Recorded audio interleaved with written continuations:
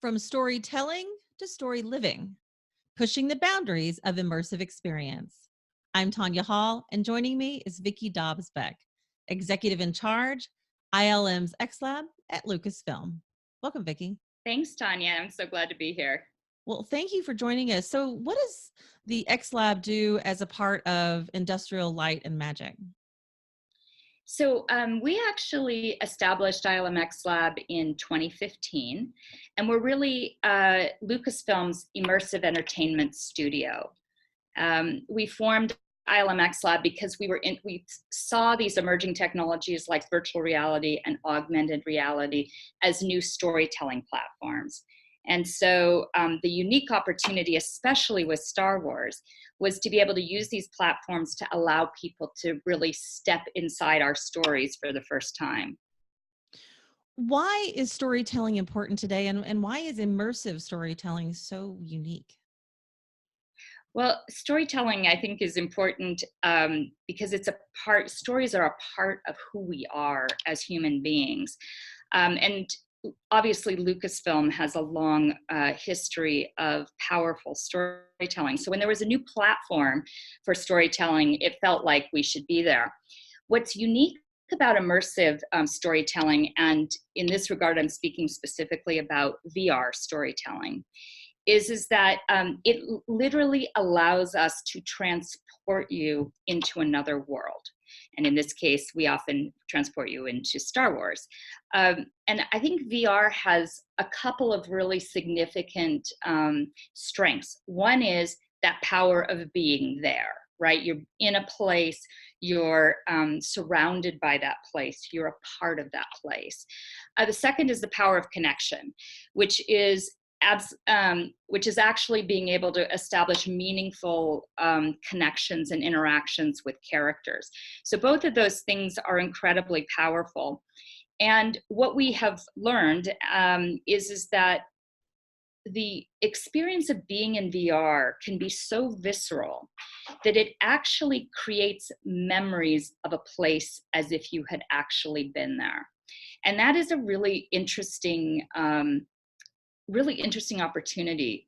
We actually did a project called Carne y Arena with Alejandro Inarritu. It was it was 6.5 minutes. It was an experience about immigrants crossing the border from Mexico into the United States, and they get caught.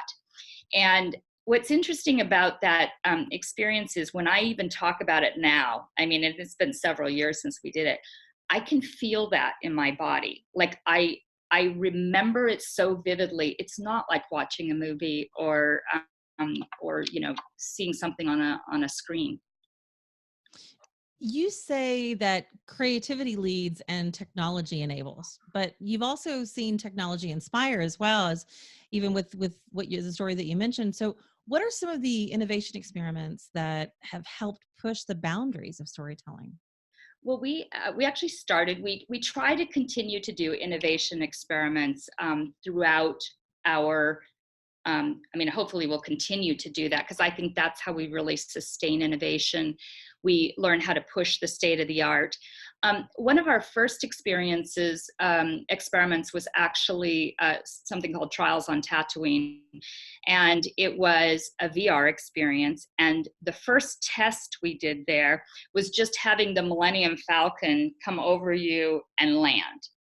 And that was really awesome. And it caused us to continue, and we built out a small story experience around that.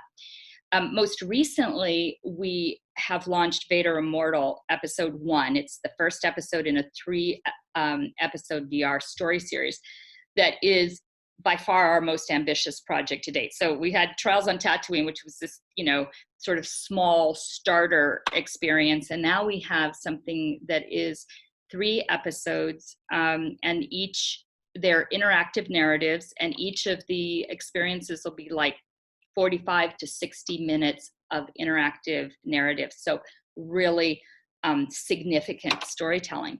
But again, early on when we were trying to understand what the real opportunity and potential was here, we did a test with Darth Vader.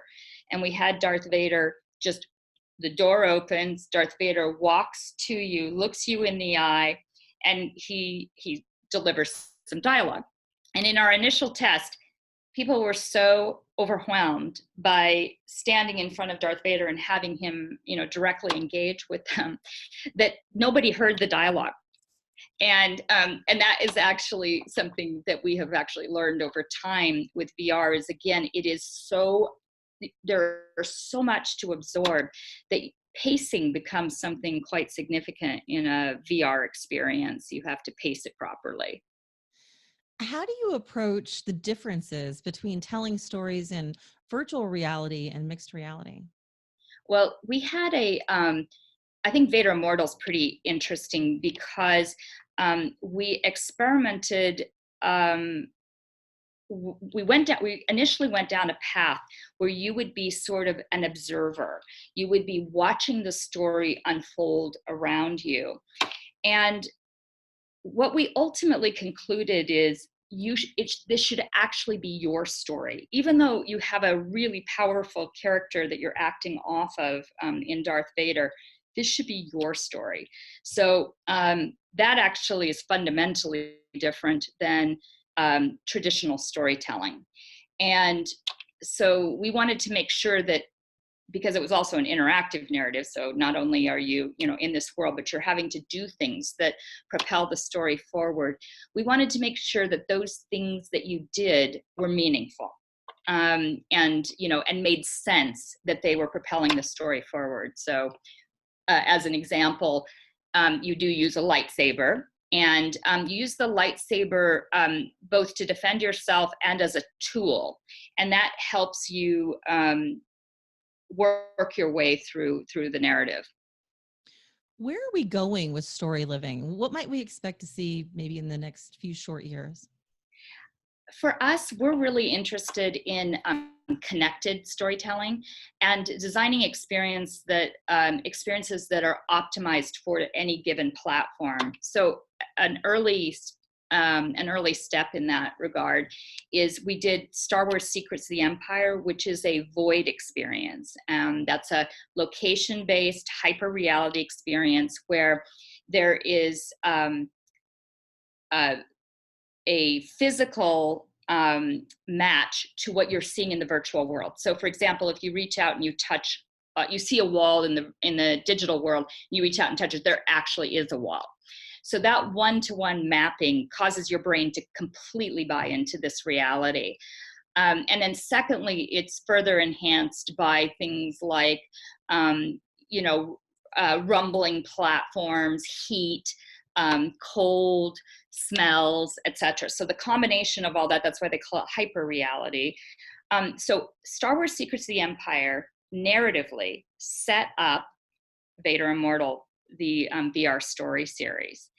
And so there was some connective tissue between the two experiences that is, I think, indicative of the kind of holistic storytelling we want to explore going forward. So we're taking a very big, holistic view of the narrative opportunities, and then we're designing individual experiences that fit into that narrative arc.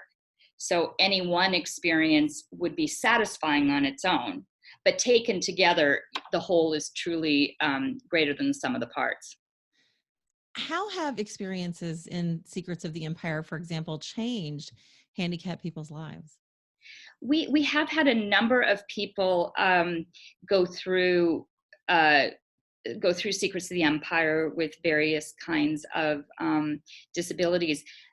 Really early on, there was a young woman who went through in a wheelchair, and she was a little, tentative, as one might imagine. She was in a wheelchair. She was with 3 of her friends.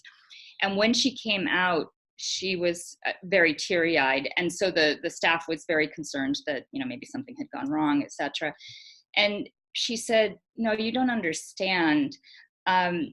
Even though I was dressed as a stormtrooper, for the first time, my friends got to walk beside me. And it was really transformative for her. And we heard similar stories. There was a young woman who was blind, and she went through with her parents. And so she could feel, there was a lot to feel, right? There was the physical environment, there was the heat, the movement in the platform, etc. But she was seeing the experience through her parents' eyes, if you will. And she was really overwhelmed by the experience because it was something they were able to do together, and it was meaningful for her just as it was for them. And Vicki, you've just received some great news about an award. Tell us about that. Well, we are a finalist for an Emmy, and that Emmy is a special Emmy that's for outstanding achievement in innovation in interactive media. It's quite a mouthful. But it's, we really were honored to be a finalist because it is we really do try to push the boundaries of innovation in everything we do, the way we approach it creatively, the way we approach it technologically, and even now from a business perspective, because one of the big challenges in this space is there hasn't really been sufficient adoption to encourage significant investment in content creation. And I think this was a really bold move in collaboration with Oculus Studios to really try to create something meaningful that was other than a game, that would cause people to want to engage and then re-engage with this new platform. Pushing the boundaries, Vicki Dobbs Beck, executive in charge, ILM xLAB at Lucasfilm. If somebody wants to connect with you, Vicki, maybe they want to find out more about this work or maybe invest, how can they do that? I think LinkedIn is probably the best way. I do connect with a lot of people, and it's under Vicki Dobbs Beck. Sounds good. Thanks again, Vicki. And if you guys want to find more of my interviews, you can do that right here or go to tonyahall.net. Thanks for watching.